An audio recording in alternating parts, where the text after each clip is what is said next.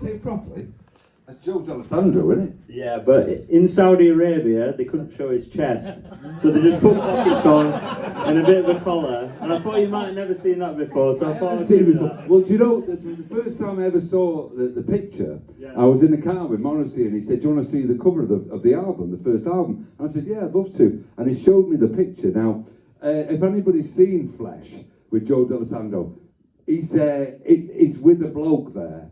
Right, so I'm not going to go any further than that. Anyway, and he showed me the unedited. That's great. Is that for me? That's for you, mate. Yeah. Right. So yeah. No more gifts now. And he's oh really? No, that's Are you it. sure?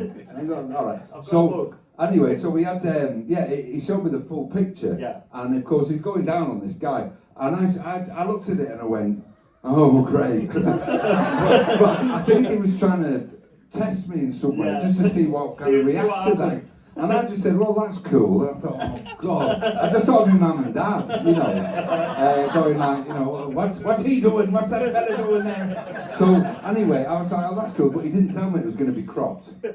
So, the naughtiness was kind of cropped out. But that looks fantastic. Thanks. Well, you can wear it whenever you want. Not now. You can use it to wash dishes or whatever. No, are you kidding? I'll be styling that next time. Summer months are coming up. So, let's start. Where did Mike Joyce grow up? First in Manchester, a place called Chauntton Medlock. There's, in fact, it was the road next to the Holy Name Church, which gets name checked, obviously in Smith's lyrics, on Acker Street in Manchester, and that was obviously in the 1960s. Yeah. I lived there, born in '63, lived there till 1970, and then they had what was called a slum clearance. So all those back-to-backs, all those terraced houses, they were demolished, and there was 3 options given to my dad. One was Wythenshawe Housing Estate, which is the largest housing estate in Europe. Gorton, I think, one was, and Fallowfield. And when we went to Fallowfield, and I remember going with him, I was about 7, and we had a look at this place, and it had a garden. And we were like, ooh, a garden, look at that. I don't want to sound like Monty Python, like, you know, I lived in a bloody shoebox on the motorway. You know, I mean, it was a big deal because it was just big open spaces and grass and things like that, and trees, which there weren't any around when I was growing up in Chauntton Medlock. So that's where it was, and I mean, I remember little bits and pieces of that. Especially the kind of the closeness with the kind of proximity with the church, because my mum and dad massively you know, kind of well, Catholic, but practicing Catholics, and there was a really strong connection between the social activity and the church. So I remember bits and bobs from that, but mainly from Fallowfield, because that's when I was 7 I lived there from age 7 till about 17, then I moved out. So yeah, it was pretty much around the Fallowfield time. And was there a big Irish population in that area as well? Was that a big part of your life growing up? Yeah, very much so. Well, I think the council did it on purpose. Yeah.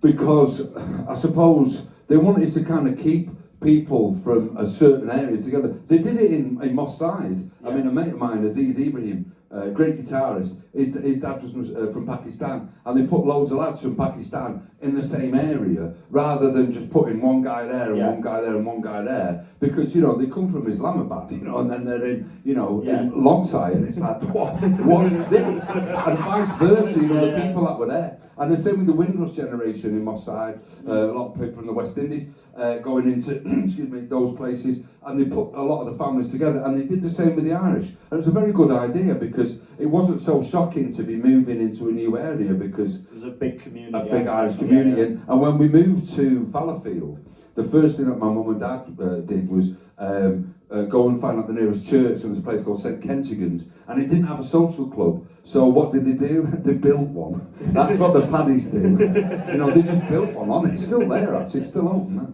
Oh, that's amazing. So that was a massive thing. Obviously, all the Smiths have Irish roots. Do you think that was why the band is like it was, with that root, or?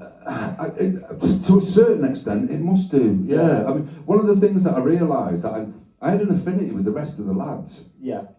Just because I knew that their upbringing was going to be pretty similar to mine. You know, obviously it's Stephen Patrick Morrissey.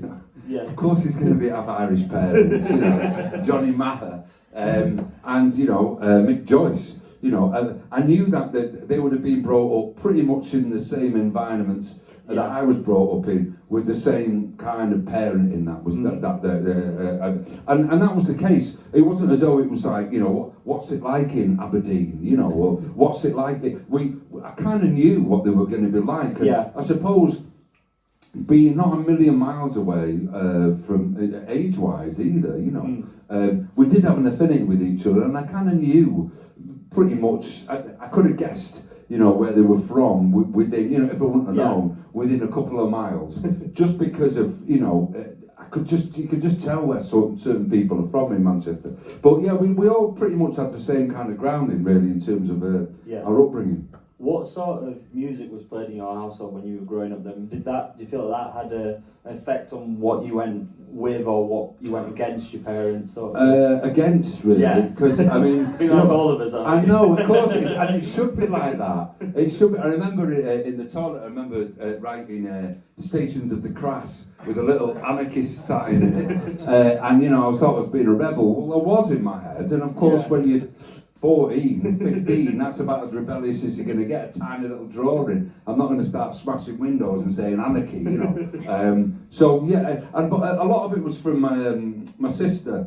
My sister was into a lot of quite cool music, a lot of Northern Soul. Yeah. And my brother, it was quite an eclectic mix, because my brother wasn't living there, but when he used to bring some records over, and Beach Boys and stuff like that, and it was a really kind of mad mix, really. Yeah. I think the cool stuff was my sister's stuff, really. You know, my mum and dad go out to St Ken's dancing or whatever, and as soon as they go out the door, it's like bye, and all of a sudden all these lads would turn up on scooters, and it was cool, you know. I mean, there was a lot of you know, well, not smoking and drinking, but you know, smoking and drinking, it was like chewing gum in the 1950s. That was the thing, you know. That was rebellious. So yeah, it was a cool hang, our house. Oh, nice. Yeah. Because obviously, like, when did you start wanting to play a musical instrument? Was that early on, or was that later on in life? Well, I was about 14, and I remember. Well, I saw Buzzcocks when I think I might have been 15 when I saw Buzzcocks. No, it must have been earlier. No, because I joined the Hoax when I was 15. So I was about 14. I saw Buzzcocks anyway, and fell in love. Yeah. I just thought, oh my God, because I thought punk was about fighting and spitting and being aggressive and anger, and none of those adjectives would kind of cover Buzzcocks' sound. It looked like they were having the best time of their lives, and it sounded like they were having the best time of their lives. And I fell in love with the guy on the drums, John Marr. Yeah. You know, he had. I wanted to get the same colour drum kit that he had. I wanted to have the cymbals at 180 degrees like he did, just because he looked so cool. He looked like the coolest guy I'd ever seen in my life. And you know, kind of going to see bands around that age and thinking, wow, that's good, or I like that. Or because I was still very young, so I was just getting off on the fact that I was being out, you know, in a kind of club environment when I was a child, really. Yeah. But the idea of seeing something that just made me go, that's what I've got to do. And then that was it. I was just absolutely besotted. And I was, you know, I was a drummer before I even had a drum kit. I suppose Johnny could probably, because, you know, Johnny and Morrissey, both massive pop stars, even before they picked up an instrument, or, you know, even with like the, you know, the hairbrush in the mirror, I'm sure he was giving it all that. Probably more like that, but anyway, you know what I mean. The flower in the back pocket. Absolutely. So, yeah, it was drums, Buzzcocks and drums, and me just went boom. Were Buzzcocks from quite local to, whereabouts were Buzzcocks from? They were all from all over the place. The nearest would be John Marr. He was from just up in in between Fallowfield and Withington. Probably about a couple of miles from my house. But the rest of the lads, Pete was from Bolton. Garvey was from, I think, Middleton maybe. And Diggle was from maybe somewhere near Oldham, a bit further out, North Manchester. A real mix. Yeah, but no, I mean, you could say I'm not like that kind of Cockney thing. You know, if you're born within the sound of Bow Bells, then you're a Cockney. If you're not, you know, it's a lot of bollocks really. It's just kind of like, you know, Ian Brown famously said, it's not who you are, it's where you're at. You know, in your mind. And, you know, I don't really care whether people are like, oh, well, he's not from Manchester, he's from there, you know, just outside. I'm not really bothered about that, but a northern thing, shall we say. Yeah. And they were northern lads. And, I think, obviously, there was a similarity between Buzzcocks and the Smiths. I think Morrissey in particular, especially with sleeves and things like that, because the sleeve work that Buzzcocks put out was really interesting. Really cool. In fact, Orgasm Addicts, Linda, a friend of Morrissey's, she designed Linda Sterling from Ludus. She designed the Orgasm Addict cover, and the blue and yellow. That was my favourite sleeve design. And of course, Morrissey with Pat Phoenix, with Shakespeare's sister, recreated that blue and yellow. Oh wow, yeah. So, I didn't. Yeah, put the two together. And even on the runoffs on the records, there was always little messages on Buzzcocks records. And I'd never seen that with other bands, only with the Smiths and Buzzcocks. So, you know, maybe was it influenced by that somewhat? Because obviously, I think famously with the Sex Pistols gig, the Buzzcocks were there and Morrissey was there as well. Were you there? No. Everybody else apparently. It's great. Weren't you there, mate? About 500,000 people were there. That's right. Yeah, I think there was only about 35 people that way. No, I was. Was that in '76? Yeah. I was 13. Yeah, a bit too young, really. I mean, I was. You know, like I said, I was in a punk band in the Hulks when I was 15, and you know, playing around the country. In fact, we played a gig in Belgium as well. So you know, that's pretty mad to be doing that kind of stuff at 15. At 15, you played a gig in Belgium. Wow. Yeah. How did that go then? Great. Yeah. Well, I was living the dream. You know, I said I'm going to be a drummer in a band, and then boom. I'm a drummer in a band. Your mum and dad, my mum and dad, I don't think they'd let me go when I was 15. No, well, the thing is, I mean, mum and dad, I think it was partly because, I mean, you know, in the book when I talk about getting knocked down when I was a kid, you know, my mum would have done anything for me, really. Because I was the youngest, I was spoiled as the youngest of five kids. So I was spoiled ridiculously, and then when I was knocked down and I was given the last rites in hospital because I didn't think I was going to make it through and stuff. Yeah. So after that, then it was just, you know, whatever you want, you can have. Cake every day for breakfast. Yeah, so yeah, the idea of and the thing was, you know, I didn't get into any trouble really when I was a kid. And I mean, I wouldn't have let my kids do the same thing, I don't think. But I, for some reason, they would just like go out there and kind of have fun. Enjoy it.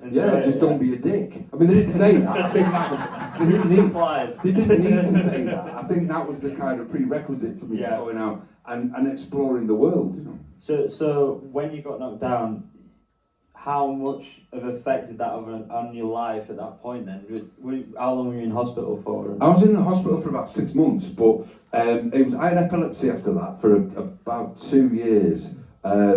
But it affected me because I missed a year of schooling. And I was supposed to be taking the 11 plus. I don't know what's happening in this borough, but it's an exam that you took anyway when you were 11, and then it meant that you either went to a secondary school or a grammar school.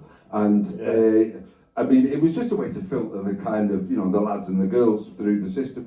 But because it was the year that because I was knocked down, I was 9, so when I went back to school at 10, they said I should, the teachers were saying I should have another year in primary school, you know, to catch up for the year. And I was like, I'm not having that, no way, I'm not staying there, you know, because obviously when you're 11, you know, about 10 or 11, you think you're Billy Big Bollocks, it's like, you know, I want to go out with my mates, you know, go to secondary school. So I took the 11 plus and I passed it for some reason. I don't know. Well, obviously I blacked it somehow. But it did affect me in that regard. How it affected me in the long run, I really don't know. I don't think it did. You know, I mean, like I said, I had epilepsy for a few years after that, which was brought on by the accident. Apart from that, no, I don't think so. Epilepsy, I didn't think it stopped. I thought it was just like a constant thing. Well, I think it's because it was brought on by the accident. I was put on some pretty heavy meds as well, you know. But it was because it happened pretty much straight after the accident, and like I said, then it just kind of stopped after a couple of years. Yeah. I'm no medic, mate. I don't know. I don't know how it works, but it worked. And what was it like at school when you went to secondary school in Manchester? What was paint the scene of what a Manchester school looked like in the 70s? Oh, it was dire. It was really bad. It was really bad. I mean, I look back on it and I just think, you bastards. Some really nasty shit going on. I mean, in first year, I was speaking to a lad in chemistry, and the teacher, I didn't even see him because I was speaking to him, and we were told not to get on with the work. Anyway, he came up behind me, and he clenched his fist and punched me on the back of the head. And I had a fit that night, and I went home, and my mum was freaking out because I've not had a fit for a while. And I said, maybe it's when that teacher punched me on the back of the head. And she went, what do you mean? I was like, well, that's what happened during chemistry. She said, right, I'm going in tomorrow to speak to him. I said, no, don't, please don't. I don't want my card marked, you know. I want to keep my head under the parapet. And she said, no, I've got to go. And anyway, we went in and we had the headmaster there and this other teacher. And he was like, oh, I'm so sorry, Mike. I didn't realise, you know, that you'd had this trauma, you know, with the accident and stuff. And my mum would say, if he misbehaves, I don't mind him getting a slipper or anything, just not on the head. Not his head. And yeah, I know, and I just thought, you look back and you think, you know, don't put, I was 11, I was a child, you know, don't punch him on the back of his head when he's not looking as hard as you can. Like I'm supposed to be like, oh, thanks, you know, I really appreciate that. But I mean, I mentioned in the book, there was a couple of times that I saw teachers in there absolutely losing the plot. And the thing is, it must be very frustrating when you've got 30 lads,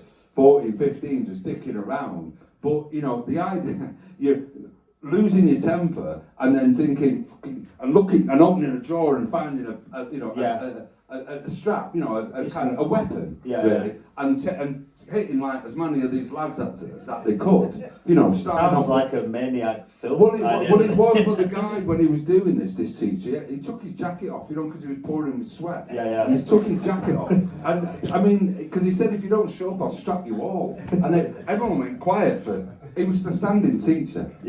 So we didn't want to be there. And after about, I don't know, 5 minutes, or the noise, and he was like, right, that's it. And he took the strap out and he started strapping. Like 3 straps, and there was like, you know, a row of 3. There was 30 lads in there, and like I said, by the time he got halfway down, he had to take his coat off and roll his shirt. That's his exercise for there. Lunatic, man. What are you doing? Because he'd lost his temper. He'd lost control. Well, that's not right. That's assault, isn't it? Yeah, exactly. And you know, I mean, it doesn't matter how you look at it. Because some of those lads weren't even talking, you know, he just lost the plot. So it was a pretty bad place, you know, and I just thought, around that time, kind of 14, 15, I just thought, I don't really need this. You know? I'm going to be a drummer in a band, so I'm not interested in your Oxbow Lakes and your algebra.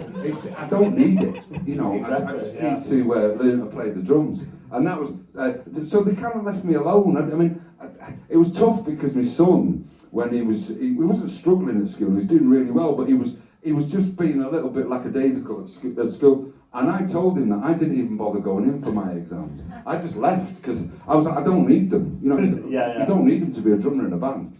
So I didn't even go in for mine. So when I was griefing him out about it, and he was like, Dad, what was it you got? Just remind me again. And I was like, well, you know exactly. You can't go back now. No, I know, but it was something that I just thought, I don't need this, and I was right. I mean, it doesn't happen. If you're right, you're right. Well, yeah, but how many times? Because I mentioned in the book as well, going into the careers officer when I was about 15, 14, 15, and I said I'm going to be. He said, what do you want to do? And I said, I'm going to be a drummer in a band. And he went, yeah, right. He said, the last bloke wanted to be a lion tamer, so I'm going to put you down for council work with him. And then I bumped into him in a Tesco's in Bagley about 15 years ago, and he went, jeez, it's you. And I went, hiya, sir. You know, you do, don't you? Still call them hiya, sir. I can't. And he was like, oh my God. He said, I was watching Top of the Pops and I had my tea on my knee. And he said, I'm like, there's that lad. I said he was going to be a drummer in a band. And I said, well, I should be doing council work. And I said, I'm sure it doesn't happen that often, really. That, you know, a dream come true. Exactly, mate. Yeah. But, you know, your dreams, you know, you've got to try and fulfill them sometimes, haven't you? So how long were you with your first band? About a year and a half. And then I met up with some lads, an Irish band called Victim. Yeah. They'd come over from Belfast, and they were great. I really good mates. They lived in Molly Range like I did, and I got on really well with them, just as friends, you know. I mean, it was great being in a band, because the other two lads, when I was in the Hopes, they lived up in North Manchester, so I didn't see them that often. But these guys, I was kind of living right in the centre of Manchester where they were living. So we went out all the time, partied a lot, rehearsed a lot, gigged a lot, and it was great. I had a really good time, and until I moved out to Cholton, which is the next suburb from Whalley Range, coming out of central Manchester, and I was with this lad called Pete Hope that was living there at the time, and he said to me, there's a mate of his called Johnny Marr, he's starting a new band, and I told him that you play drums. Maybe do you want to go down and have a play with him? And I was like, yeah, sure. So he contacted him and got a cassette. I listened to the cassette, I really liked it, and then I went down and had a play with him, and then that was it. What was on the cassette when? Suffer Little Children, I think maybe Handsome Devil, and Miserable Lie. And this was before Andy. Oh, and that Rocks the Cradle, sorry. And this was before Andy was in the band. It was Dale that was in the band first. Well, it was, but it wasn't Dale that played on that. Played on the. Well, he might have played on that actually. Yeah, but it was Dale was in the band. Dale was the original bass player at the time. Yeah. And I went down to the rehearsal rooms that they had in Manchester, and Dale was there, obviously on bass with Johnny and Morrissey, and set up the kit, had a little bit of a play, and I really liked what I heard. Well, I loved what I heard, really. I mean, seeing Johnny Marr playing guitar was outrageous, you know. You weren't intoxicated during that? Yeah, a little bit. No, I wasn't intoxicated. It was controlled. Because I used to do some mushrooms at the time, and I just had a little bump of mushroom before I went out, because I was going out after the audition. So I had a few mushrooms, and not to the extent where I was like, just crying in the corner, what we it was controlled, like I said. It was. It's not big and it's not clever. It is. But anyway, it was great. I had a really good time, and then afterwards, I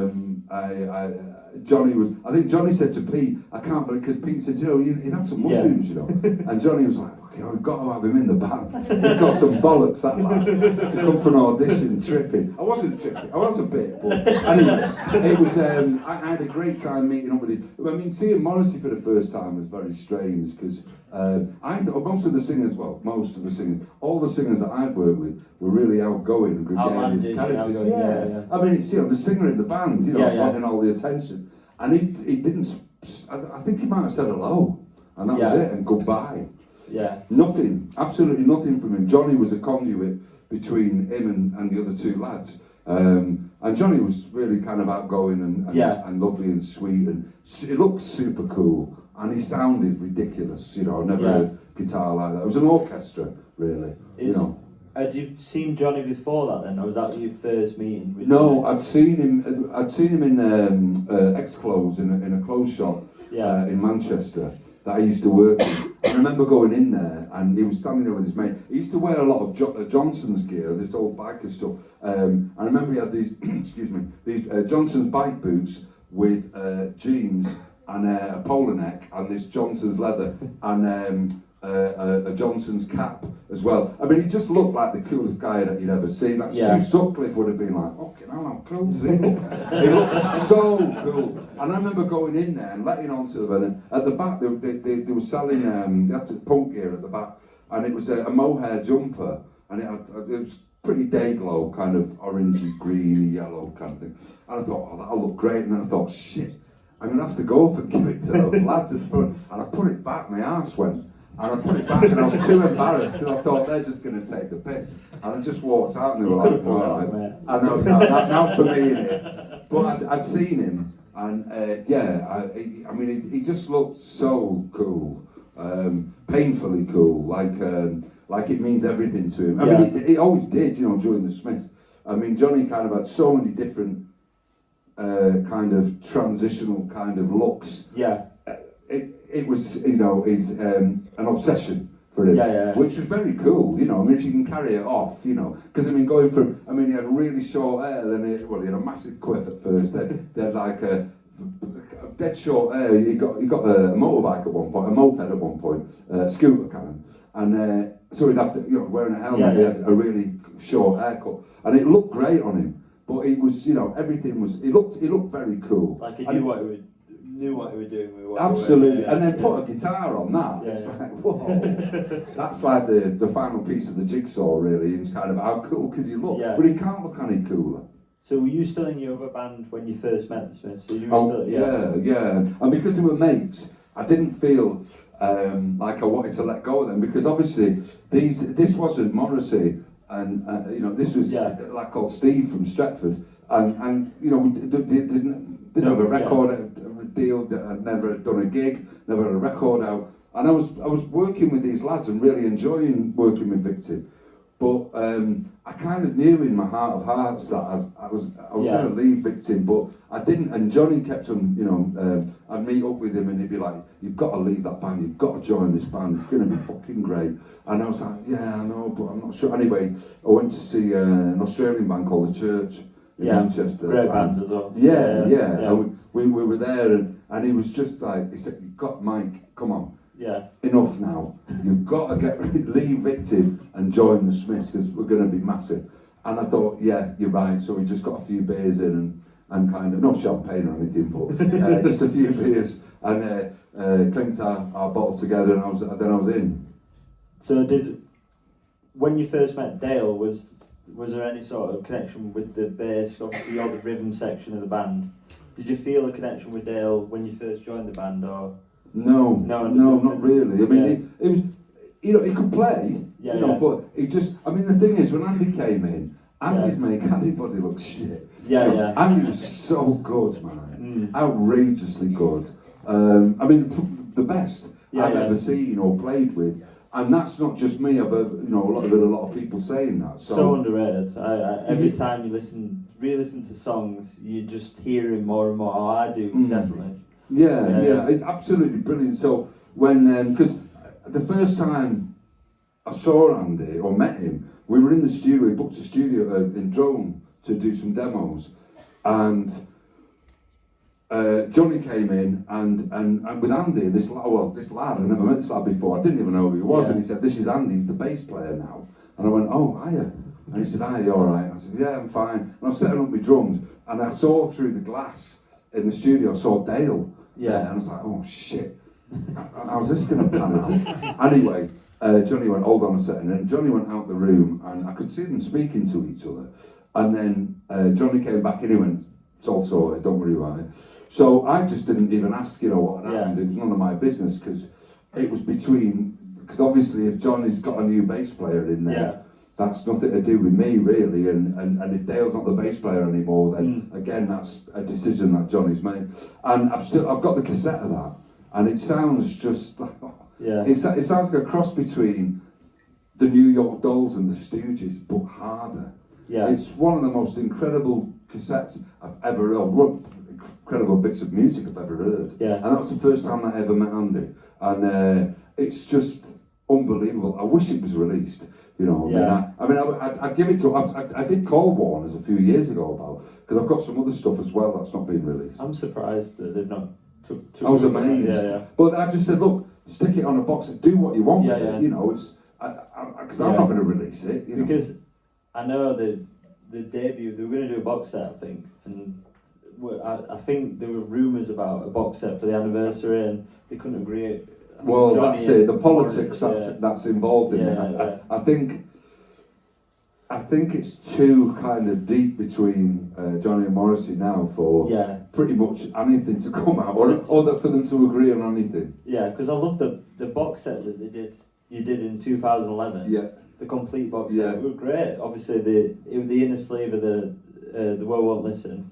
That image of the women Yeah, well, but the thing is, obviously that was agreed upon, but that was, like you said, 2011. Yeah, It's 2026. Yeah, It's 15 years later, so whether it'll happen or not, I don't know. Because I do have a song that was never released called A Matter of Opinion. Which I've digitised it, because obviously on the cassette it's no good, but it's a great song. I don't think I've heard that before. You won't have done.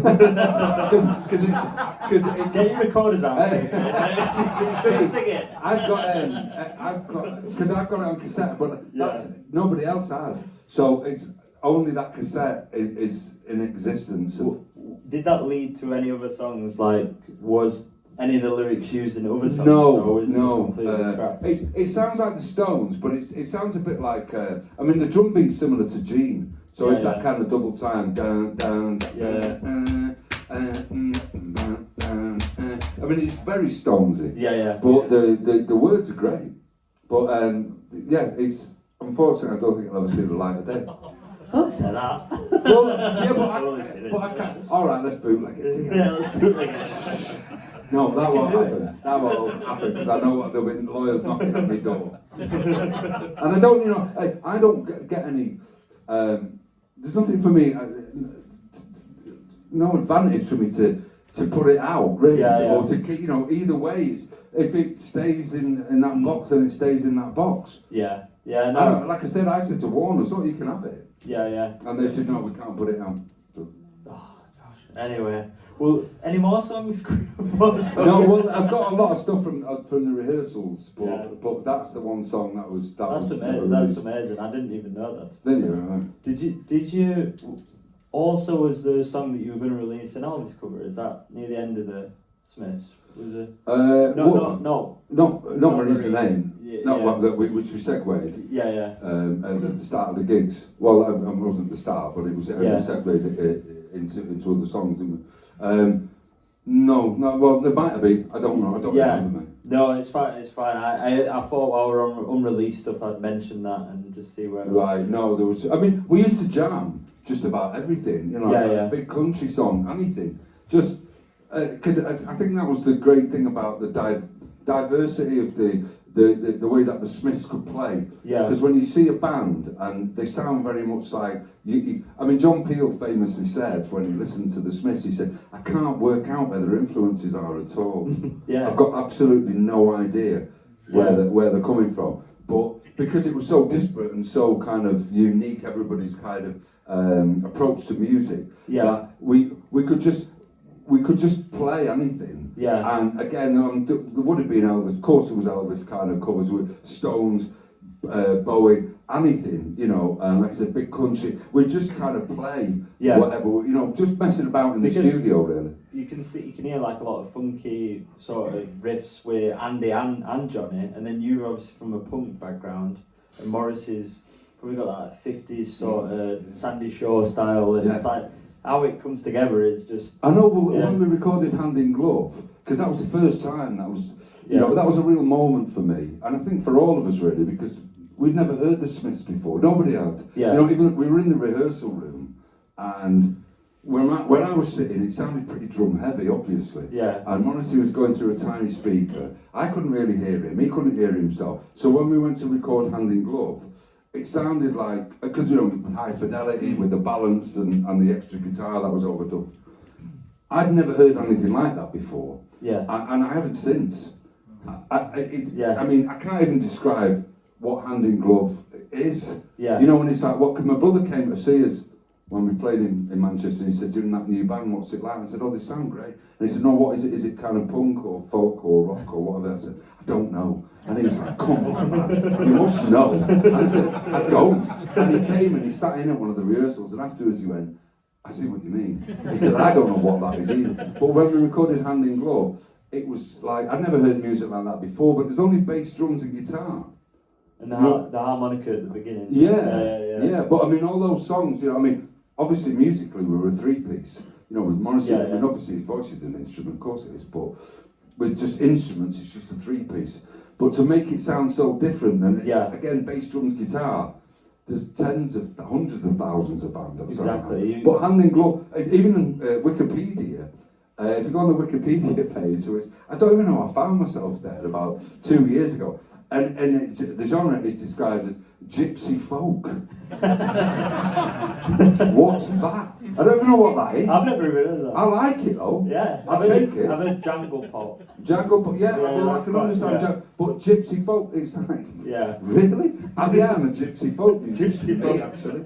First I'd ever heard of it. I suppose because it's indefinable, it's not something that you can say, it's not anything really, Yeah. Smith, is it? Yeah, exactly. Well, people like try and claw it in with like indie or like, but like it's just like you say. There's so many musical influences and the cover stars, the music and everything is just so unique to anything else in the 80s, especially. Sure. And now, yeah. Yeah. So going to Hand in Glove, who were the people around you at the time that were like in production and people that were pushing you forward to get you to where you were? Just Joe Moss. Yeah. Joe Moss was there. That was he was the kind of not instigate. Well, yeah. Because every band needs money. Yeah. And he paid for the recording. He paid. Well, we used his clothes shop, Crazy Face, in Manchester. We didn't have anywhere to rehearse, and he said, "Well, you can rehearse in the shop. Just push all the clothes, to the sides, and you can set up there, and when everybody's gone home." Amazing. And then put them all back and get the drums out and stuff.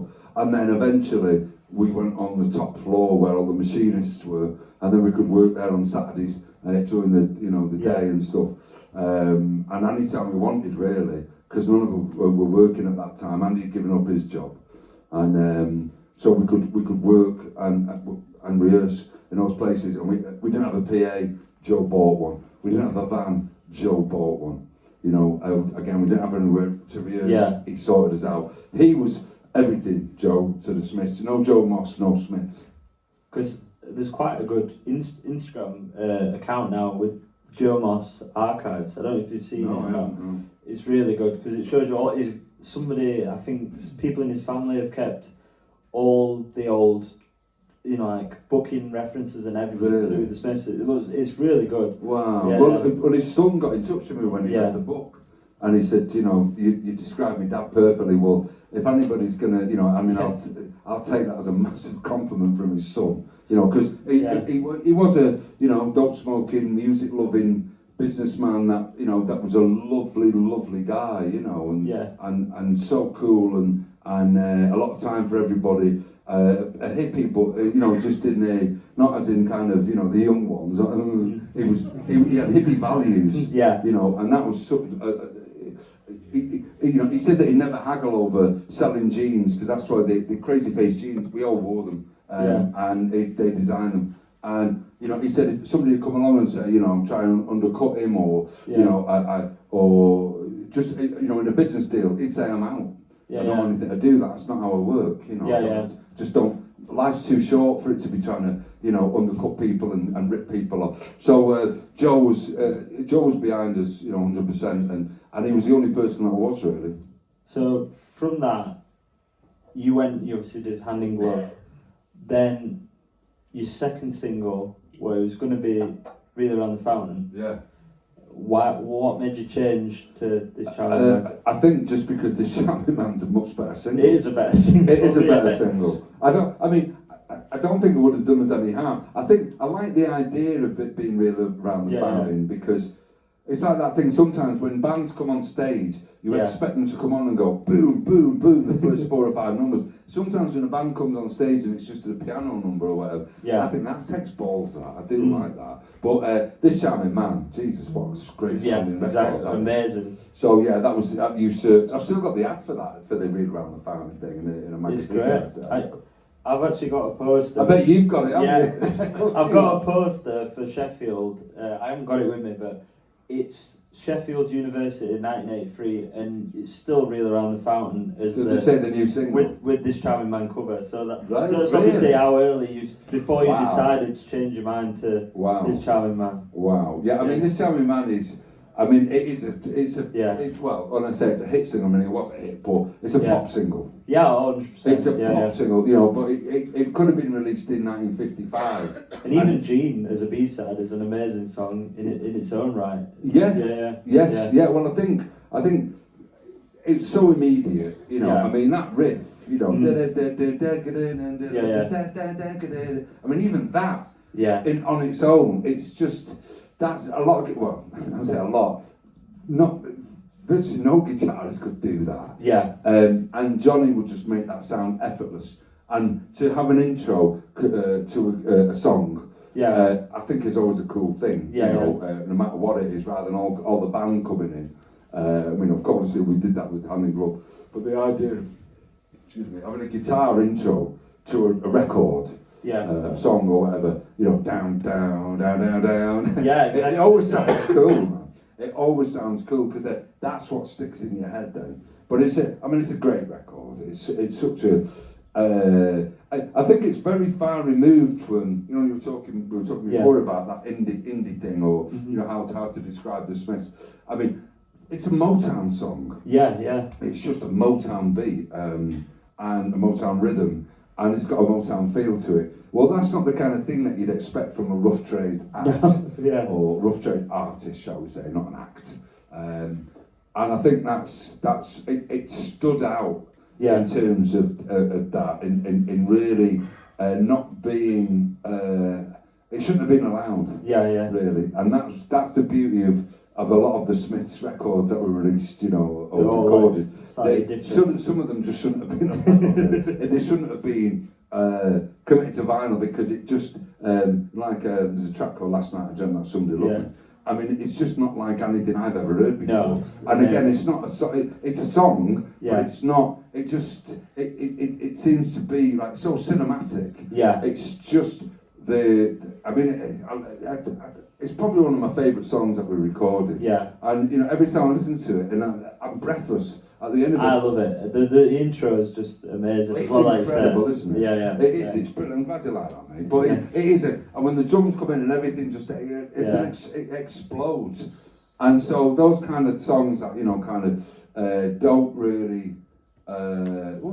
Don't really belong. It's just, I'm thinking about this kind of four lads from Manchester on a small independent label. You know, and you know, rather than the great big production and stuff. But the production is brought. You know, it's brought to the table. So going back to what we were saying there, this Charming Man. I mean, it's just your 3-minute pop song. Did you then? From that, were you pretty much straight onto John Peel at that point, or was it? Yeah. Well, I think it was because around that time we played at the not the ICA. What was it the London ULU, University of London Union Poly.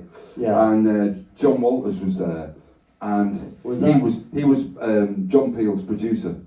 Was that when were you supporting Sisters of Mercy? Or? It might have been actually. No, that was Brixton. That was at the Eggs. It was around that time. But and John Walters, he was John Peel's producer. And John Walters, you know, John Peel, I mean, he would kind of he'd work with John Walters really. John Walters was going out to like a football scout. Going out to 2 or 3 gigs a night. Wow. So and he saw us play there and fell in love and said, you know, John, you got to stick this band on, you know, to come and do a session. So that'd be 83. So that was also when you made your debut at Top of the Pops. Was John Peel before that? Yeah, it was before. That was that November, I think. Was that November? Can't remember. Anyway, 83-ish. And what was like, did you have many bad gigs leading up to that? Like, were there any horrid gigs that people didn't get you, or? Well, there was one in Cannock that we played, which is, it's the land that time forgot. I mean, I mentioned it in the book. I'm glad you said that. That's the flyer for Cannock. It's not the real one. I've photocopied it, but you can see your name right at the bottom in like the tiniest writing. Right. Who else is on? Shambolic Climate. And a dog named Ego. Right, okay, yeah. Well, it's only £1 to get in, so I can't see what people complain about. No, well, we got down there in the afternoon, and our agent had said, I've got this festival gig for you. And we were like, oh wow, festival, great. Well, festival means outside. Yeah. You know, it doesn't mean Glastonbury, which is what we thought, you know, it was going to be like, hello, Panic.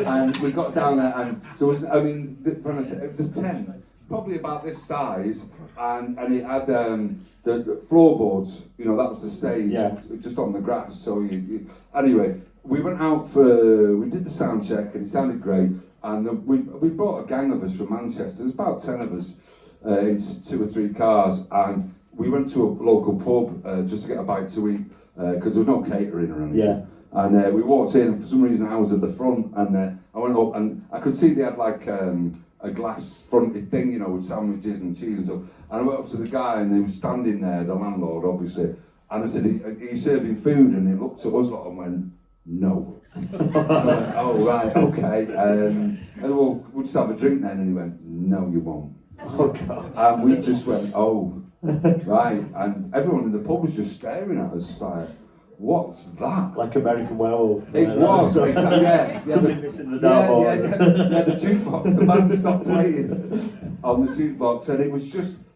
so, I mean, looking back on it, you know, we look pretty weird. Yeah. You know, I mean, there was a lot of jewellery and beads and quiffs and boots and jeans and stuff, and we just didn't look right. It was like a minor town, wasn't it? Or... Well, it was just a small town, you know, that the people in Cannock, you know, so it didn't have any street names because nobody came there, you know, nobody visited it. It was just like you were brought up there and you lived there and you died there, and you never saw anybody apart from the people on your road. And we arrived, like I said, we just looked wrong. Anyway, we were like, right, okay, so we went and sat in the cars and got a bit stoned, and then we went back into the tent, and we went on stage, and there was just these blokes there looking at us going, you bastards. You know, we've not even done anything, but, you know, sometimes, invariably, unfortunately, it's blokes, isn't it? That if they see something that they don't understand, they just get violent, rather than thinking, well, it's not my kind of thing. Anyway, we were playing, and I saw a pint pot flying, because it was before plastic cups, it flew behind me and smashed on the back of the wall.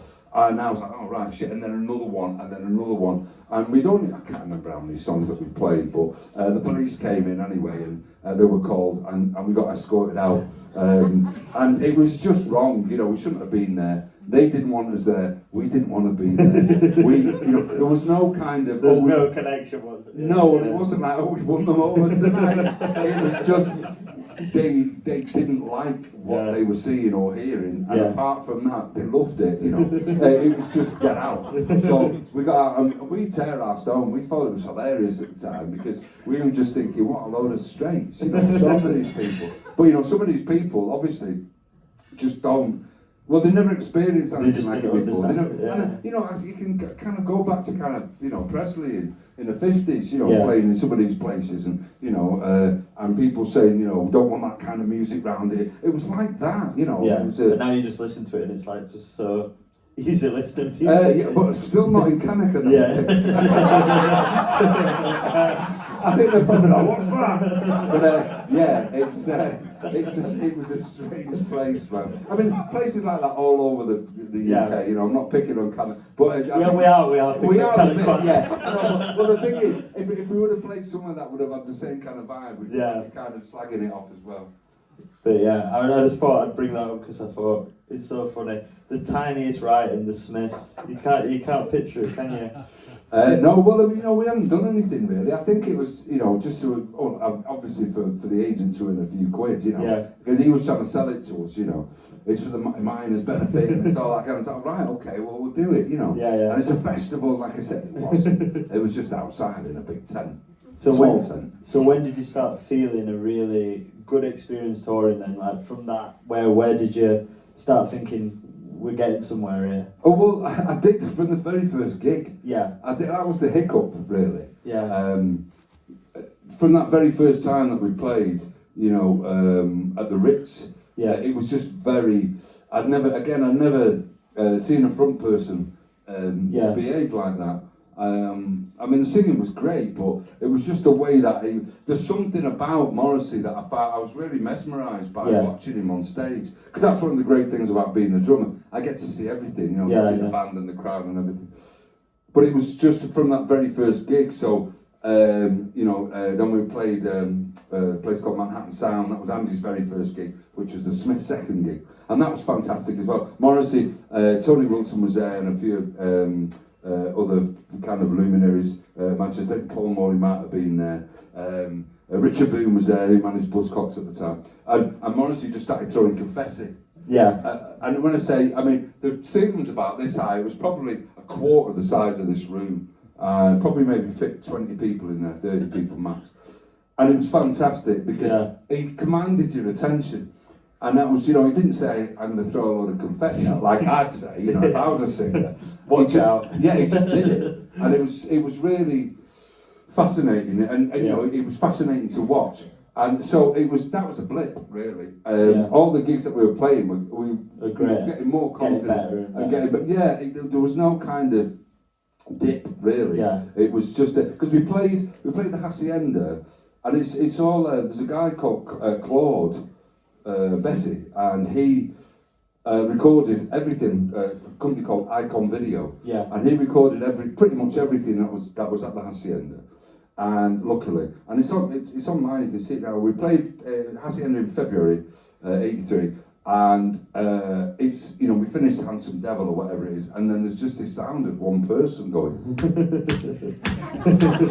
and I know who that is. That was the sister of the guy that used to cut our hair, Andrew Berry, and I knew her.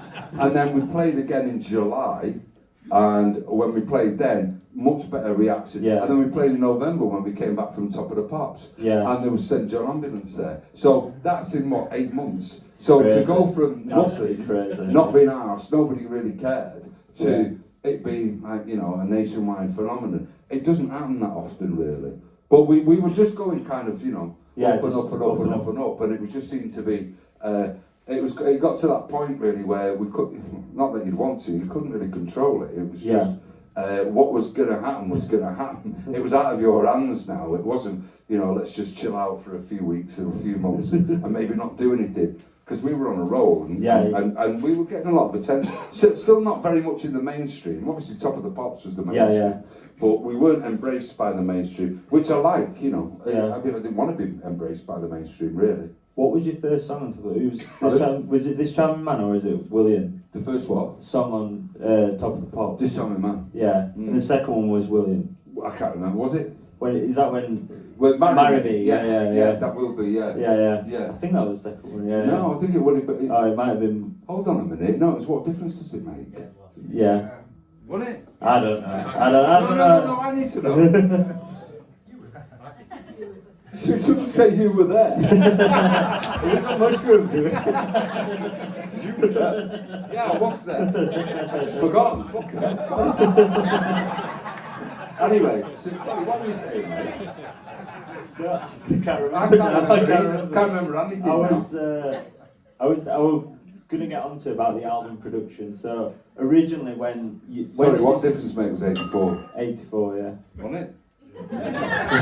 Yes, it was. So, what?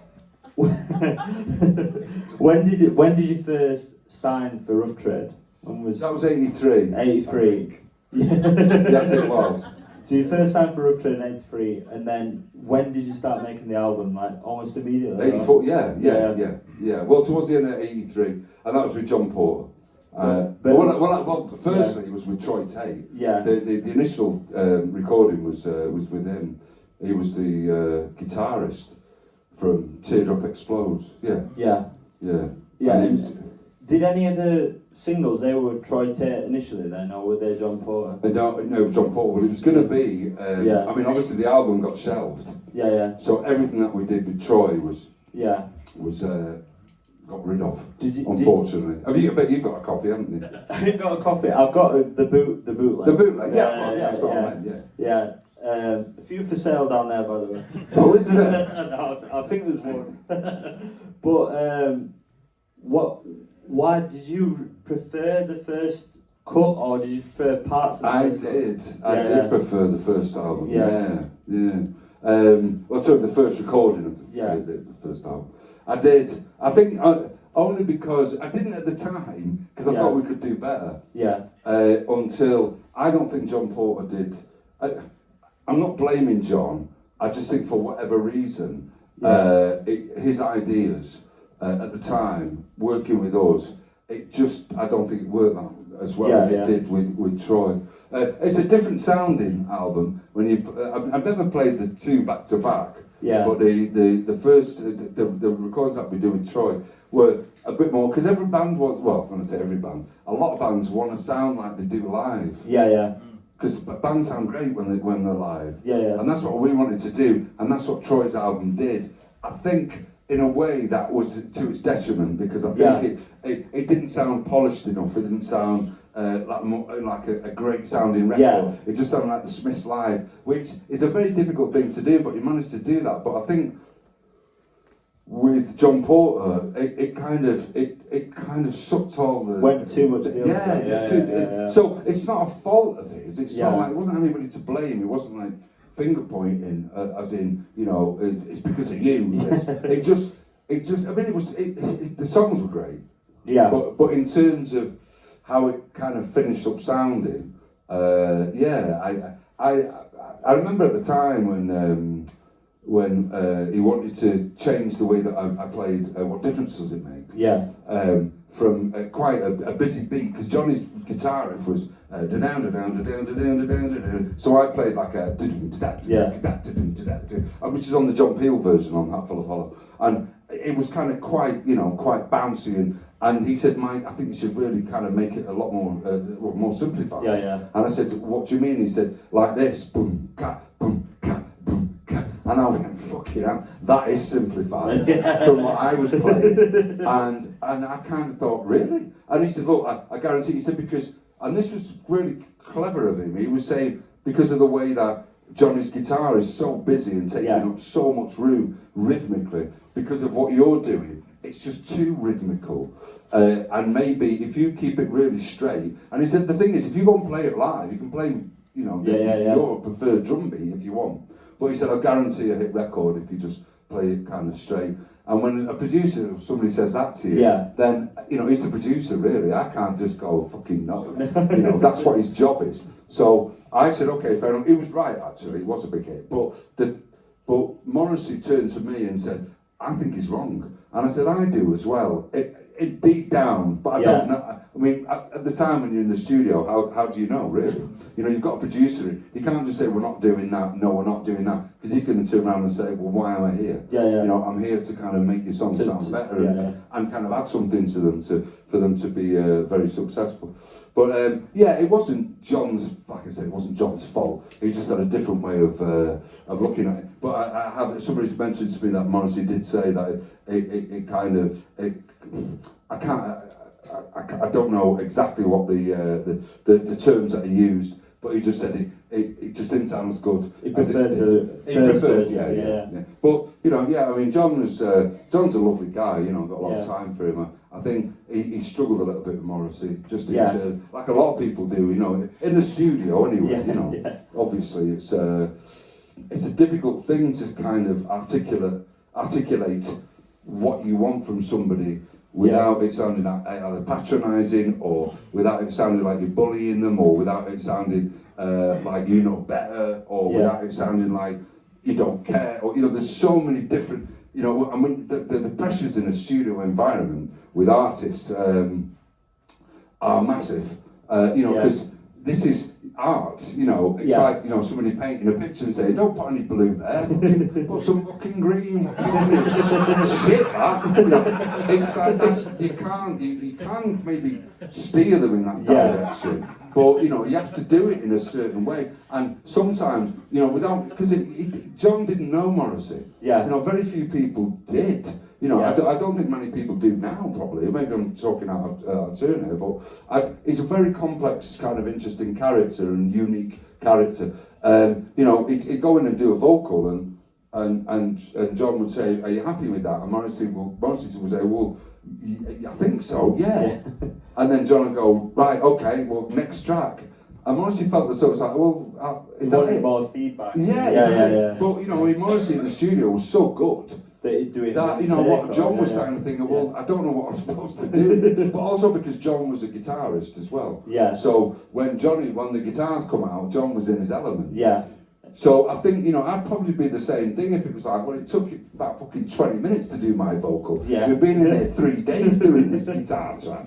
I could understand that kind of that mentality. But, you know, I mean, Jesus, you know, he produced How Soon Is Now, so that's pretty good, isn't it? That'd do for me if it was just, you know, if it was only that.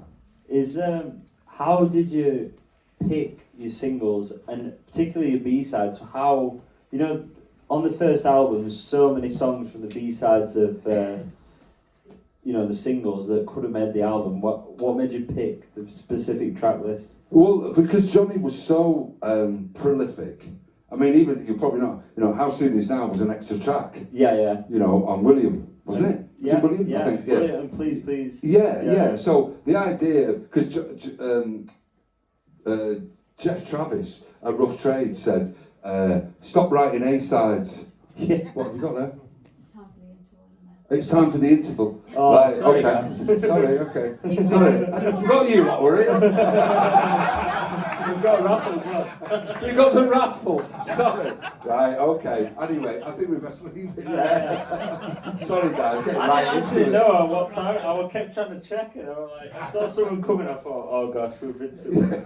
Yeah, we'll have 15 minutes. Cool, yeah. Alright, see you after the break. Nice one, mate.